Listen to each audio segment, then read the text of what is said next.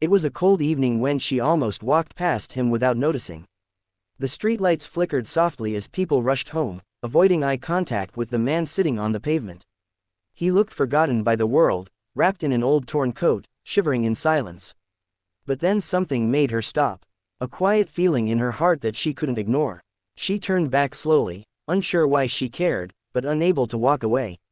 Her name was Emily, a young nurse who had spent the entire day treating patients at a busy clinic. She was tired, her feet hurt, and her mind just wanted rest. But she believed in small kindness, even when life gave her little in return. She stepped closer to the man and asked softly, "Are you okay?" The man looked up, surprised that someone had even spoken to him. His eyes were tired but gentle. "I'm fine," he said quietly, "just cold." Emily looked around at the empty street and then at him again. "No one is just fine sitting out here," she replied softly and sat beside him. The man hesitated when she offered him a small sandwich from her bag. "I don't want to trouble you," he said. She shook her head. "You're not troubling me." After a moment, he accepted it with shaking hands and whispered, "Thank you." As he ate, Emily noticed something strange in his expression. It wasn't just hunger she saw, it was years of pain and loneliness. She felt an unexplainable sadness for him. "What's your name?" she asked. "Daniel," he replied, and for a moment, the world felt a little quieter. Emily stood up and walked quickly to the bakery below her apartment. She bought hot soup and fresh bread with her own money, ignoring her exhaustion. When she returned, Daniel looked at her in disbelief. "You came back," he said softly. She simply smiled and handed him the warm food. "Of course I did," she replied. As he ate, tears slowly formed in his eyes. "I haven't eaten like this in days," he said. Emily sat beside him again, listening quietly. "You don't have to be alone," she said gently. Daniel stayed silent for a long time, as if remembering something far away.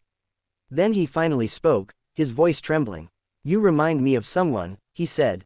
Emily looked at him curiously. "Someone I helped a long time ago," he continued. "Back when I still had a home and a job, I met a woman who was struggling. I gave her food when I had very little myself. I never saw her again after that." Emily listened closely, her heart softening. Daniel lowered his head. "After I lost everything, I always wondered if that kindness meant anything."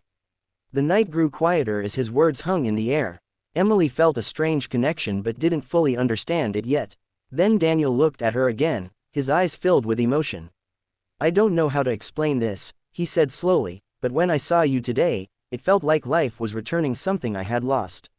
Emily didn't speak, she just waited. Daniel's voice broke as he added, "God sent you back, to remind me that kindness never disappears."